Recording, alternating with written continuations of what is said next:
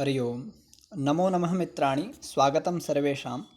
स्वागत है मित्रों आप सभी का किरात अर्जुनियम की इस कक्षा में। मित्रों आज हम 22वां श्लोक पढ़ेंगे। इससे पूर्व 21 श्लोकों को पढ़ाया गया है, आप सभी देख सकते हैं। वर्तमान में ही इसका पुनः अध्ययन आरंभ हो चुका है।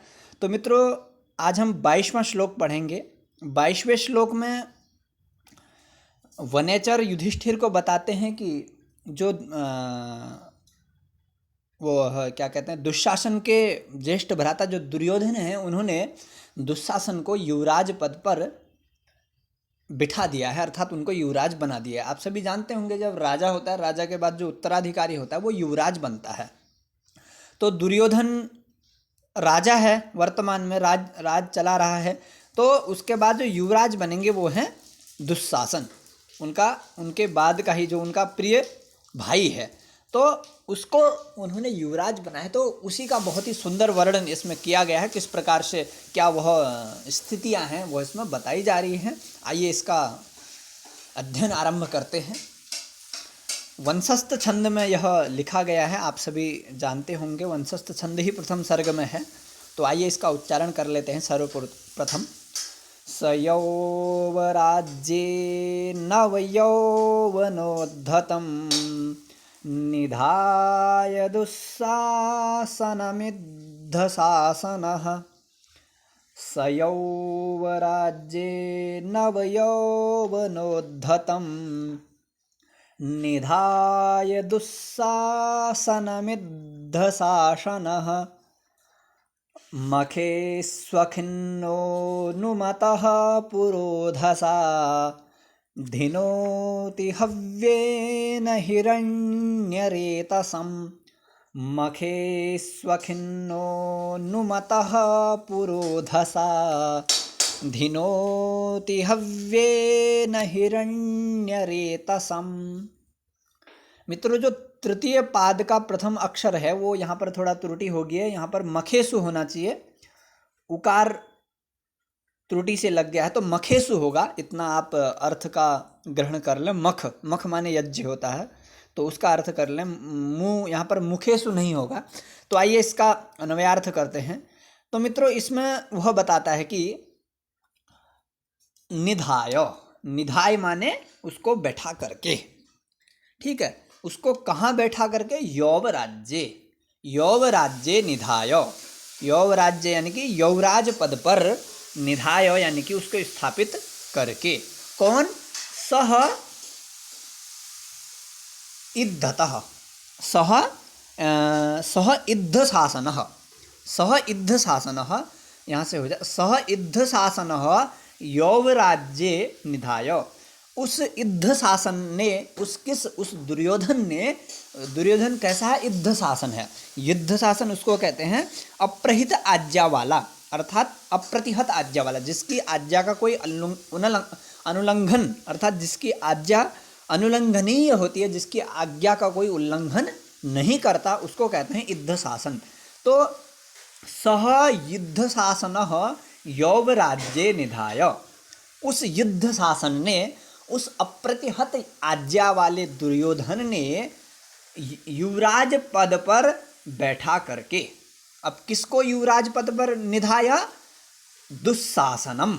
दुःशासनम दुखम शासनम यस्य सह दुख शासन, अर्थात दुख पूर्वक जिसका शासन चल सकता है उसको कहते हैं दुःशासन। तो दुःशासनम यौवराज्ये निधाय, उस दुशासन को युवराज पद पर निधाय यानी कि बिठा करके। और वो दुशासनम कीदृशम? नवयौवनोद्धतम दुशासनम। ये दुशासन का विशेषण है, नवयौवनोद्धतम। नव माने होता है नए, यौवन यानी कि जवानी से, उद्धतम युक्तम, अर्थात नवीन यौवनता से, जवानी से उभरते हुए, उद्धतम उभरते हुए दुशासन को युवराज पद पर बिठा करके, ऐसा बता रहे हैं। इद्ध शासनः, वह युद्ध शासन के, यह प्रयोग किसके लिए किया गया है? इद्ध शासनः लिख देता हूँ। इद्ध शासनः यानी कि इद्ध शासनः अनुलंघित शासनः, अर्थात यस्य आज्ञायाः न करोति उल्लंघनम कोपि, अर्थात जिसकी आज्ञा का कोई भी उल्लंघन नहीं कर सकता, उसको सब उसकी आज्ञा का पालन करते हैं, उसको कहेंगे इद्ध शासन। तो इद्ध शासन कौन है? सह कह दुर्योधन।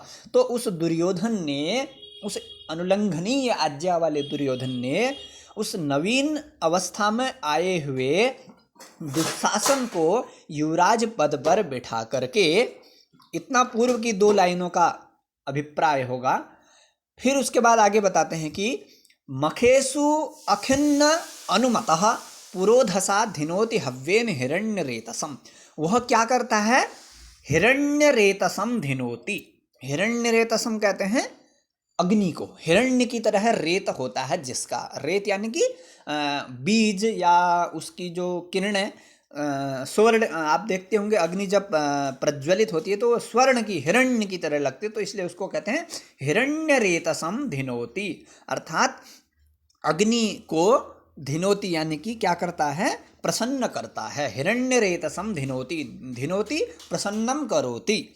किसके द्वारा हिरण्यरेतसम धिनोति, किसके द्वारा अग्नि को प्रसन्न करता है? हव्येन। हव्येन यानी कि हवन सामग्री के माध्यम से, हवन सामग्रियों के विभिन्न पदार्थों के माध्यम से वह हिरण्यरेतसम धिनोति। हिरण्य अग्नि को प्रतिदिन क्या करता है? अर्थात प्रसन्न करता है। इससे अभिप्राय यह है कि प्रतिदिन यज्ञ इत्यादि शुभ कर्मों को किया करता है। कौन? वह दुर्योधन। और किसकी आज्ञा से?